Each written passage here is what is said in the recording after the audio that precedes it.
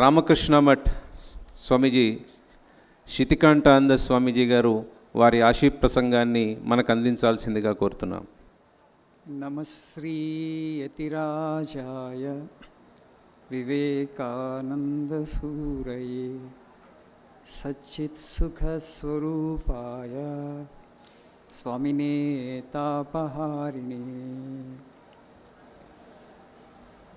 వేదికను అలంకరించిన యతివరేణ్యులు శ్రీ శ్రీ శ్రీ త్రిదండి రామానుజ చిన్నజీవ స్వామీజీ వారికి ప్రణామాలు. అలాగే పెద్దలు శ్రీ బాగయ్య గారు, శ్రీ గుణవంత్ సింగ్ కొఠారి గారు, శ్రీ ఎల్వి సుబ్రహ్మణ్యం గారు, శ్రీ చంద్రశేఖర్జీ, శ్రీ నిరంజన్జీ, శ్రీ రామ్మూర్తి గారు, శ్రీకాంత్ రెడ్డి గారు, అందరికీ కూడా నా వినమ్ర నమస్సులు.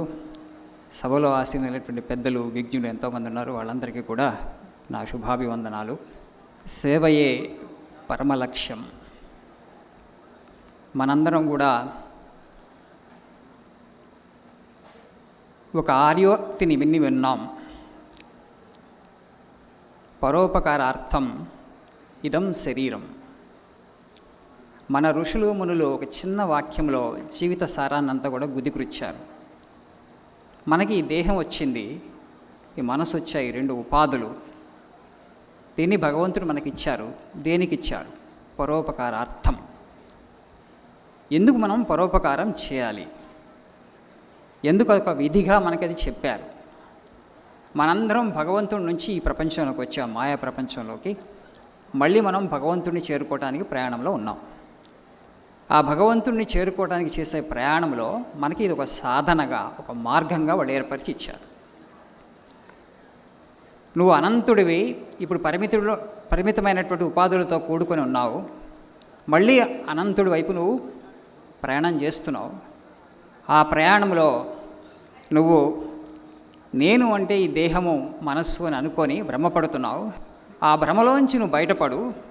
ఆ భ్రమలోంచి బయటపడటానికి నీకు పరోపకారం ఒక అవకాశం. అది భగవంతుడు ఇచ్చినటువంటి ఒక సదవకాశంగా నువ్వు భావించి. మన దేశంలో మనం ఈ రోజులో త్యాగం గురించి, సేవ గురించి మాట్లాడుతున్నాం. కానీ ఈ త్యాగము, సేవ, ఈ ఆదర్శాలని పరాకాష్ఠకు తీసుకుపోయారు మన వాళ్ళు. They have taken it to the యాక్మే, they have taken it to the Janith. ఒక దదీచి మహర్షిని గుర్తు చేసుకుందాం. మనం ఈరోజు త్యాగం గురించి మాట్లాడుకున్నప్పుడు ఒకసారి దదీచి మహర్షి త్యాగం గురించి మాట్లాడుకోవాలి. మనందరికీ తెలుసు, దేవతలు వెళ్ళి మీ శరీరం కావాలంటే తృణప్రాయంగా త్యజించాడు శరీరాన్ని. అదేవిధంగా జీమూత వాహనుడు, రంతిదేవుడు, కర్ణుడు, బలిచక్రవర్తి, మనం ఎన్నో ఉదాహరణలు చెప్పుకోవచ్చు. ప్రాణాన్ని కూడా తృణప్రాయంగా త్యజించారు. వేరే వాళ్ళకి సహాయం చేయడానికి ఈ దేహం కనుక ఉపయోగపడితే అంతకన్నా అదృష్టం ఇంకొకటి లేదనుకొని. ఇప్పుడే బాగయ్య గారు పెద్దలు చెప్పారు, ఇది సేవాభూమి, కర్మభూమి, ధర్మభూమి, మోక్షధామం మన భారతదేశం. మనందరం కూడా మహాప్రయాణంలో ఉన్నాం. ఆ ప్రయాణం చేస్తున్నప్పుడు ఈ పరోపకారం ద్వారా ఆ మార్గాన్ని మనం సులభంగా చేరుకోవచ్చు. జీఆర్ స్వామీజీ వారు చెప్తారు, సర్వజీవ సేవయే మాధవ సేవ. వివేకానంద స్వామీజీ చెప్పారు, సర్వజీవ సేవయే మాధవ సేవ అని. శివజ్ఞానే జీవసేవ. ప్రతి జీవిలో దైవం ఉన్నదని చూసి, దైవం యొక్క ఉనికిని చూసి, ఆ సర్వభూతాలను మనం సేవించడం కనుక నేర్చుకుంటే, తద్వారా మన అంతఃకరణం పరిశుద్ధమై మనం భగవంతుడికి దగ్గరగా వెళ్తాం, భగవంతుడి యొక్క ఆశీర్వాదాన్ని పొందగలుగుతాం. తద్వారా జన్మ సాఫల్యం కలుగుతుంది. ఇప్పుడు ఇన్ని ధార్మిక సంస్థలు ఇక్కడ వచ్చాయి. ఎందుకు ఈ హెచ్ఎస్ఎస్ఎఫ్ ఇంత శ్రమ కోర్చి ఈ కార్యక్రమాన్ని ఏర్పాటు చేయడం జరిగిందంటే, there are so many unsung heroes in the society. వాళ్ళ సేవలకి ఎలాంటి గుర్తింపు రావట్లేదు. వాళ్ళ సేవ చేస్తున్నారని కూడా చాలామందికి తెలియదు. పోనీ వారేమన్నా గుర్తింపును కోరుకుంటున్నారంటే వారు గుర్తింపును కోరుకోవట్లేదు. కానీ వాళ్ళని గుర్తించడం మన బాధ్యత. ఎందుకంటే వాళ్ళకి ఇంకా మనం సహాయ సహకారాలు చేస్తే, ఇప్పుడు బాగయ్య గారు చెప్పారు, ధనానికి కొరత లేదు, లోటు లేదు, దాతృత్వానికి లోటు లేదు. శివచక్రవర్తి కర్ణుడు పుట్టినటువంటి భూమిలో ధనం ఉంది, సంపద ఉంది. People are asking for right cause. ఒక విశ్వాసలేమి అయితే ఉంది. ఒక సంస్థ వెళ్ళి అడిగితే వీళ్ళని నమ్మవచ్చా, వీళ్ళు నిజంగా సేవ చేస్తున్నారా, వీళ్ళు ఈ ధనాన్ని సద్వినియోగం చేస్తారా? చాలామంది ఉన్నారు ధనాన్ని ఇవ్వటానికి. నిజంగా మీరు సమాజంలో ఇప్పుడు ఉన్నటువంటి సమస్యలను గుర్తించి ఆ సమస్యకి పరిష్కారం చూపే దిశగా మీరు చేసేటువంటి సహాయం ఉపయోగపడుతుందా? ఉపయోగపడేటట్లయితే ధనానికి కొదవలేదండి, ధనానికి కొరత లేదు. It will come. అయితే ఇంకా ఎక్కువ మంది, అంటే మనకి ఎప్పుడైతే మన మానవ జీవిత లక్ష్యం మోక్షం అని తెలిసినప్పుడు మనకి ఈ పరోపకారంలో అత్యున్నత ఉదాహరణలుగా నిలబడినటువంటి మహనీయులు మన ముందు మనకి, అంటే మన మనస్సులో మనకి కదలాడినప్పుడు వాళ్ళని మనం రోల్ మోడల్స్గా తీసుకొని మనం సమాజంలో నేనెంత త్యాగం చేస్తున్నాను, నేనెంత సేవ చేయగలను, నేనెంత చేయగలను అంత చేస్తున్నాను లేదని మనం ఒక ఆత్మ పరిశీలన చేసుకొని ఏదో సేవా సంస్థతో మనం అనుసంధానం అయ్యి వాళ్ళతో మనం భాగస్వాములం అయ్యి వాటి ద్వారా ప్లాట్ఫామ్స్ ఉన్నాయి, వాటి ద్వారా మనం సేవ చేయొచ్చు. వివేకానంద స్వామీజీ అంటారు, it is not the giver, it is not the receiver who is blessed, it is the giver who is blessed. They alone live who live for others, the rest are more dead than alive. ఎందుకంటే ఇతరుల కోసం జీవించడం ద్వారా మన హృదయంలో వెలుగొందుతున్నటువంటి ఆత్మజ్యోతి భగవంతుడు, ఆ చైతన్యమూర్తి జాగృతమవుతాడు. ఆ చైతన్యమూర్తిని జాగృతం చేసుకొని అమృతత్వాన్ని సంప్రాప్తించుకోవటమే మానవ జీవిత లక్ష్యం. ఇంతకుముందు వచ్చే ముందు యోగ వాసిష్టంలో ఒక చిన్న వాక్యం చదివాను.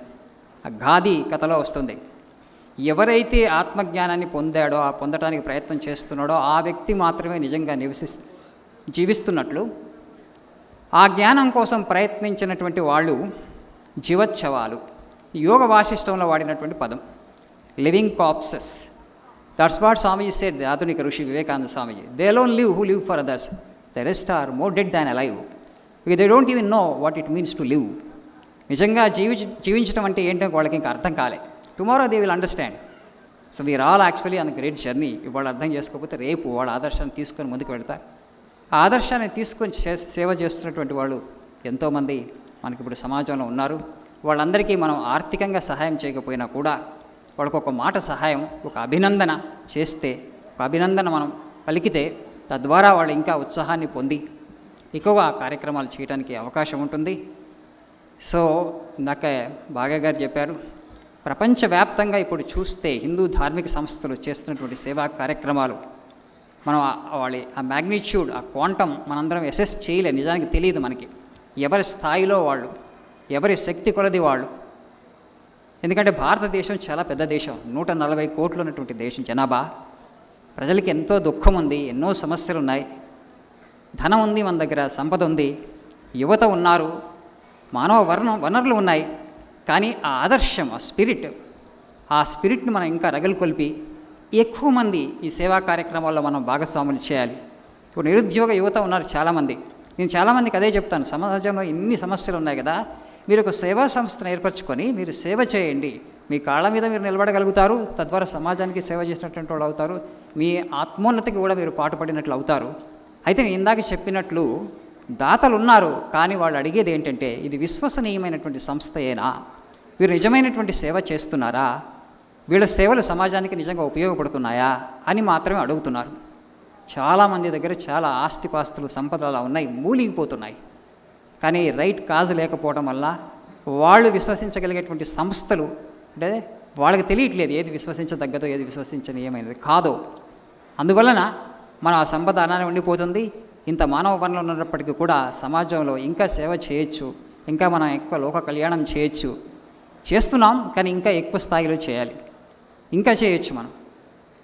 స్వామీజీ అంటారు, Vivekananda Swamiji, if you really want to make your self happy, try to make others happy. The simple formula of life. మనందరం ఇవాళ ఆనందాన్ని అన్వేషిస్తున్నాం.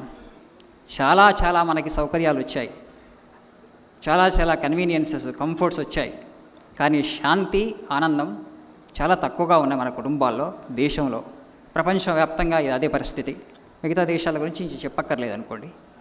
దీనికి కారణం ఏంటంటే, ఈ సింపుల్ ఫార్ములా ఆఫ్ లైఫ్, ఇతరుల జీవితాలలో మనం కాస్త సంతోషాన్ని, ఆనందాన్ని ఇవ్వగలిగితే మన జీవితంలో ఆ సంతోషం వస్తుంది. స్వామి వివేకానంద అన్నారు ఒక మాట, so if you can bring a little happiness at least for one day into the life of a single person, that alone is religion, everything else is mere moonshine అన్నారు. ఒక్క జీవితంలో ఒక్కరోజు కాస్త మనం ఆనందాన్ని నింపగలిగితే అది మతం నాకు తెలిసి everything else is near moon shine. Philosophy మనం ఎంతైనా మాట్లాడవచ్చు, కానీ ఆచరణలో మన మాట ద్వారా మన చేత ద్వారా ఎవరికైనా సహాయం జరిగి వాళ్ళ జీవితంలో కాస్త ఆనందం వచ్చిందా, అప్పుడు మనకు ఆనందం పెరుగుతుంది తప్పకుండా. సో కాబట్టి ఇతరుల జీవితాల్లో మనం ఆనందాన్ని నింపడానికి ప్రయత్నం చేద్దాం, సదా ఆ ప్రయత్నంలో ఉందాం. రాత్రింపగళ్ళు మన ఆనందం కోసం మన సుఖం మనం మర్చిపోదాం. అలా మర్చిపోతే ఏమవుతుంది, నేను అన్నటువంటిది పూర్తిగా సమస్య పోతుంది, తొలగిపోతుంది. ఈ చిన్నపాటి అహంకారం, this ego, this tiny ego is separating us from God. It is very surprising. This maya is this little identity, we need to let go it. ఎలా చేయగలుగుతాం అది? సర్వీస్, సేవ సేవ సేవ. మా గురుదేవులు ఉండేవారు రంగనాథాంజీ మహారాజ్. ఒకరోజు ఒక సన్యాసి వెళ్ళి, నేను ధ్యానం చేయడానికి ప్రయత్నిస్తున్నాను మహారాజు, కానీ ధ్యానం కుదరట్లేదంటే, సర్వ్ పీపుల్ అనేవారు ఆయన. సేవ చేయి, నీ అంతఃకరణ పరిశుద్ధమవుతుంది, ఇంకా నువ్వు ధ్యానానికి అర్హుడవు కాదు. ధ్యానం ఉండదు, ఇప్పుడు కుదరకోదు. ఒక చాలా స్వార్థపరుడైనటువంటి వ్యక్తి ధ్యానం చేయాలని కూర్చోడం అనుకోండి, మనసును ఏకాగ్రం అనర్చలేం. కొంచెం నిస్వార్థత మన హృదయంలో రావాలి. వేదాంతం ఏం చెప్తుంది? మనస్సు శరీరం రెండు కూడా అనిత్యాలు కాబట్టి అసత్యాలు, నిరంతరం మారుతూ ఉండేటువంటి ఇవి సత్యం కాదు. మరి మన నిజస్వరూపం ఏంటంటే లోపల ఉన్నటువంటి చైతన్యం. ఆ చైతన్యం ఇప్పుడు జాగృతమై లేదు కాబట్టి మనకు అనుభవపూర్వకంగా తెలియట్లేదు. చైతన్యం ఉందని మనం నమ్మాలి అని అనుకుంటున్నాం మనం. నిజంగా ఆ చైతన్యం వలన ఈ మనస్సు ఈ శరీరం రెండు ఉపాధులు కూడా ప్రకాశిస్తున్నాయి. ఇప్పుడు మనకు ఎప్పుడైతే ఈ అశాశ్వతాలు కాబట్టి అసత్యాలు అని తెలిసినప్పుడు వాటిని అసత్యాన్ని అశాశ్వతాన్ని త్యజించడానికి కష్టం ఎందుకు? అంటే మనం నిజంగా వేదాంతాన్ని నమ్మట్లేదు, విశ్వసించట్లేదు. భక్తి మార్గంలో ఉన్నటువంటి వ్యక్తులకి ఎలా ఉంటుందంటే అభిప్రాయం, ఈ దేహము భగవంతుడి యొక్క నివాసం. My body is a temple of God, so I maintain this temple for the sake of deity within. ఈ దేహాన్ని నేను ఎందుకు చక్కగా చూసుకుంటానంటే నాకు దేహం మీద అభిమానం కాదు. ఈ దేహం లోపల దేహం దేవాలయం, ఈ దేవాలయం లోపల దేవుడు కొలువై ఉన్నాడు. మనకి ఆ స్ఫురణ కనుక సదా ఉంటే మనం ఇప్పుడు ఏదైతే చూస్తున్నాం సమాజంలో, ఈ ఎడిక్షన్స్ అని, వ్యసనాలని, బానిసత ఇవన్నీ ఉండవు. The moment actually you want to misuse your body, the first thing that strikes use the divine within. లోపల దేవుడు ఉన్నాడు, ఇది దేవాలయం, ఈ దేవాలయాన్ని నేను అపవిత్రం చేయకూడదు. I should not desecrate this temple of God. That is the right attitude. ఎప్పుడైతే లోపల ఉన్న దేవుణ్ణి మర్చిపోతామో, మనం ఆత్మస్వరూపంలో ఆత్మజ్యోతిగా వెలుగుతున్న దేవుణ్ణి, శరీరాన్ని మనం విచ్చలవిడిగా వాడతాం. తద్వారా రకరకాల రోగాలు వస్తాయి, మనం దుఃఖానికి గురవుతాం, మన చుట్టుపక్కల ఉన్నటువంటి కుటుంబ సభ్యులందరినీ కూడా దుఃఖానికి గురి చేస్తాం. పిల్లలకి, యువతకి మనం ఇది చెప్పాలి. ఎప్పుడన్నా దానికి ఏమైనా వ్యసనానికి గురయ్యారనుకోండి, వాళ్ళు పక్క మార్గంలో వెళుతున్నాను అనుకోండి, లోపల దేవుడు ఉన్నాడు, నువ్వు ఆ మందిరాన్ని, ఈ దేహం అనే మందిరాన్ని అపవిత్రం చేయకు, అలాంటి వాటి వలన సదా అది గుర్తుపెట్టుకో అని చెప్పాలి. జ్ఞానులు అన్నటువంటి వాళ్ళు, జ్ఞాన మార్గంలో ఉన్నటువంటి వాళ్ళు ఈ రెండు ఉపాధులను తిరస్కరించడానికి ప్రయత్నం చేస్తారు. I'm not this body, I'm not this mind. తద్వారా సేవ ద్వారా కూడా అదే జరుగుతుంది వాళ్ళకి చివరికి. ఇవన్నీ మార్గాలు, భక్తి మార్గం కానీ, జ్ఞాన మార్గం కానీ, కర్మ మార్గం కానీ, అన్నీ కూడా చివరికి మనల్ని భగవంతుడై తీసుకెళ్తాయి. భారతదేశం జ్ఞానభూమి, మోక్షభూమి. ఇక్కడ మనకు మాత్రమే ఈ ఆదర్శం అర్థమవుతుంది. వివేకానంద స్వామి చెప్పారు, ప్రపంచంలో అన్ని జాతులను చూశాను, అన్ని దేశాలు తిరిగాను, ఎక్కడ కూడా ఈ విధమైనటువంటి ఆధ్యాత్మికత అంటే this sympathy for religion and philosophy nowhere exist in the world except on this land of the sages. ఋషులు, మునులు కొన్ని వందల మందిని మనం ప్రొడ్యూస్ చేశాం.